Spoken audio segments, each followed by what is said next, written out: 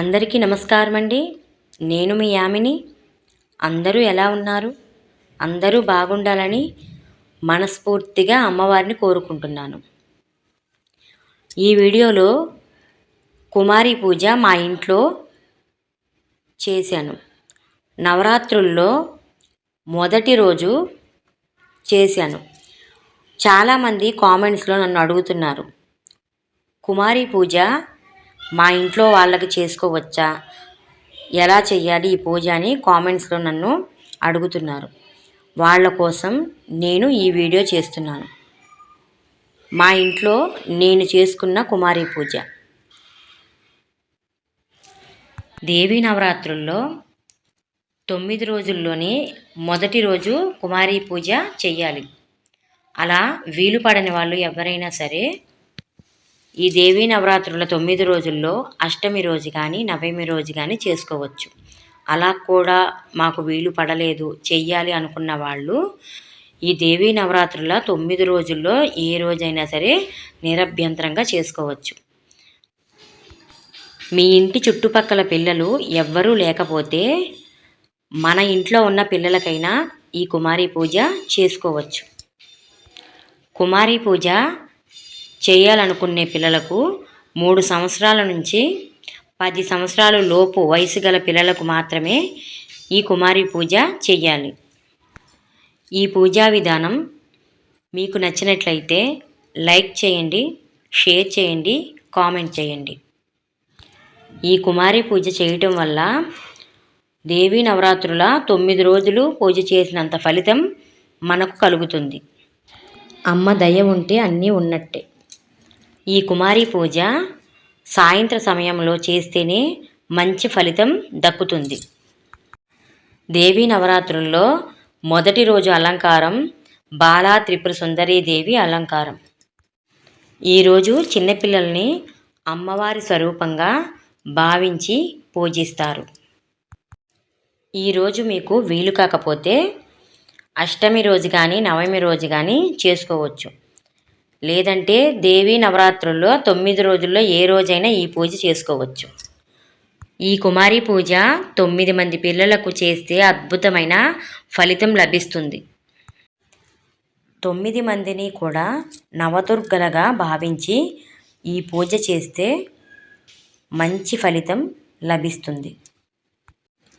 మీకు 9 మంది పిల్లలు లేకపోతే కనీసం ఒక్కరికైనా సరే ఈ పూజ చేసుకోండి.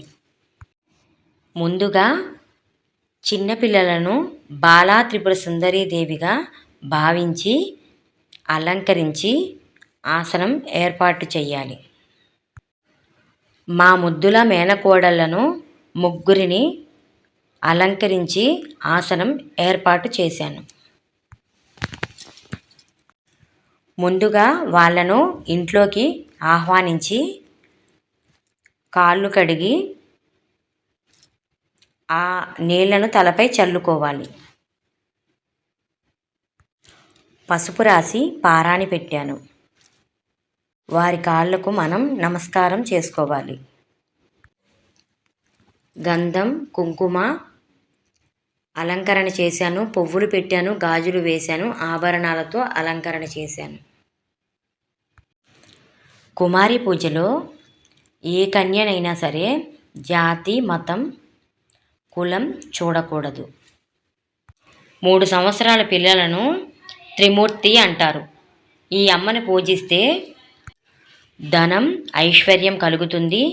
సంతానం లేని వాళ్ళకి సంతానం కలుగుతుంది. ఈ కుమారి పూజ చేయడం వల్ల సకల దరిద్రాలు పోతాయి. 4 సంవత్సరాల పాపని తల్లి అని అంటారు. ఈ అమ్మని పూజిస్తే విద్యాభ్యాసం వరిస్తుంది. 5 సంవత్సరాల పాపను రోహిణి అని అంటారు. ఈ అమ్మని పూజిస్తే అనారోగ్య సమస్యలు తొలగిపోతాయి. 6 సంవత్సరాల పాపను కాళీ అని అంటారు.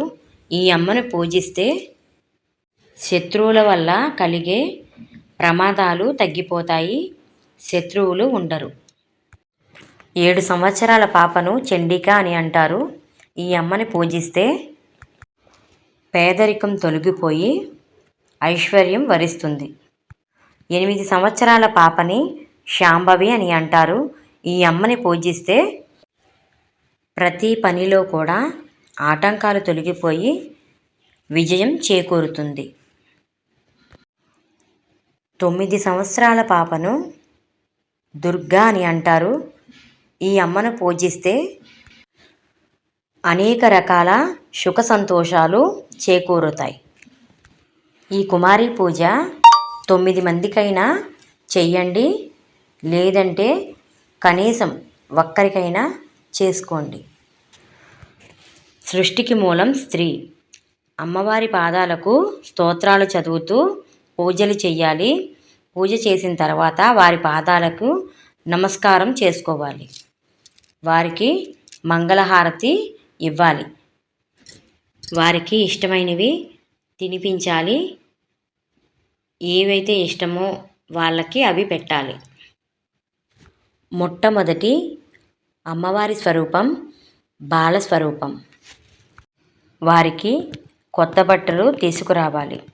అలాగే తాంబూలం, ఆకు, వక్క, పండ్లు, పసుపు, కుంకుమ, స్టిక్కర్ ప్యాకెట్లు, నెయిల్ పాలిష్, కోను, ఆట బొమ్మలు, వాళ్ళు ఆడుకునే ఆట బొమ్మలు, వాళ్ళు ఇష్టపడి ఏవైతే ఉంటాయో అలాంటి ఆట బొమ్మలు తీసుకొచ్చి వాళ్ళకి ఇవ్వాలి.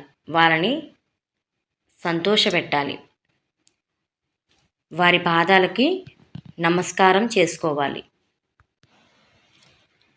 చిన్నపిల్లలను సంతోషపెట్టడం చాలా తేలిక. వారిని ఎంత సంతోషపెడితే అంత మంచి ఫలితం మనకు లభిస్తుంది. వాళ్ళు ఇష్టపడినవన్నీ మనము వారిని ఇంటికి ఆహ్వానించి అలంకరించి వాళ్ళకి సమర్పించాలి. మా చిన్ని మేనకోడల్ని చూసారా? ఆట బొమ్మలు ఇచ్చామని ఎంత చక్కగా నవ్వుతూ బాలా త్రిపుర సుందరీదేవిలాగా ఎంత క్యూట్గా నవ్వుతూ ఇష్టపడుతుందో అట్లాగా వాళ్ళే అలాగా మంచి అనుభూతి కలగాలి ఆ పిల్లలకి. వాళ్ళు నాకు ఇది ఇచ్చారు, చాలా బాగుంది అన్నట్టుగా వాళ్ళు ఎంతైతే ఇష్టపడతారో, ఎంత మంచి భావనతో అయితే ఉంటారో అంత మంచి ఫలితం మనకి దక్కుతుంది. ఈ రోజున అమ్మవారిని పూజించడం వలన తొందరగా తమ కోరికలు నెరవేర్చుకోవడానికి అవకాశం ఉంది. చిన్నపిల్లలు చిన్న చిన్న విషయాలకు ఏ విధంగానైతే సంతోషం పొందుతారో ఈ అమ్మవారు కూడా అలాగే సంతృప్తి చెందుతుంది. బండాసురుడు అనే రాక్షసుడు తన 32 మంది సంతానమైన రాక్షసులను దండయాత్రకు పంపిస్తే అమ్మవారు తన శక్తినంతా పాలరూపంలో నింపి ఆ రాక్షసునిపై యుద్ధానికి పంపి విజయాన్ని సాధిస్తుంది. చిన్నపిల్లలు నిర్మలమైన మనస్సుకు, నిత్య సంతోషానికి గుర్తులు చిన్నపిల్లలు. వారిని చూస్తే చాలు ఎవరికైనా సరే సంతోషం కలుగుతుంది వాళ్ళ ఆటలు పాటలు చూస్తుంటే.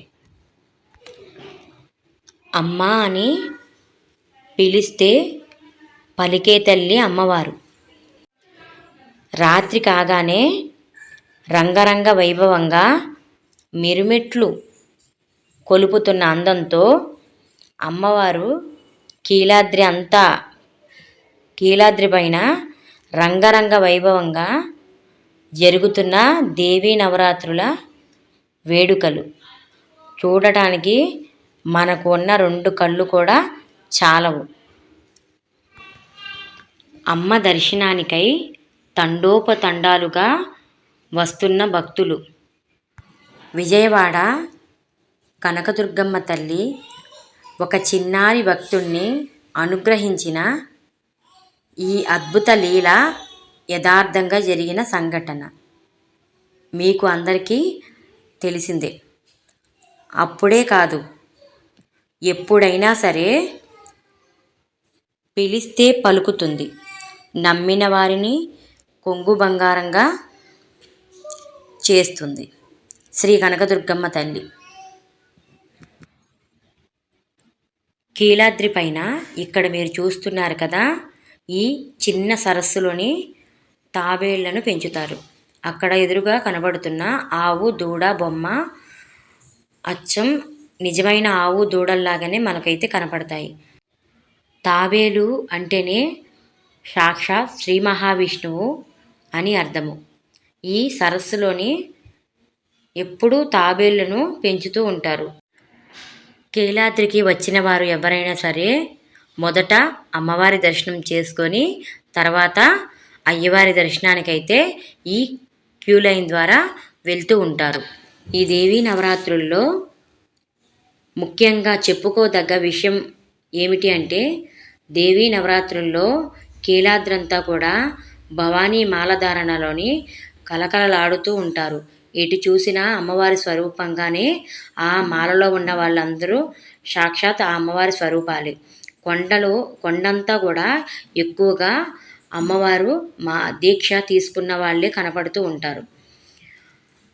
చుట్టుపక్కల వాళ్ళైతే అమ్మవారు కొండకు వచ్చి మాలధారణ చేసుకుంటారు. దూరాన ఉన్న వాళ్ళైతే అక్కడ మాలధారణ చేసుకుంటారు. ఈ మాలధారణ 11 రోజులు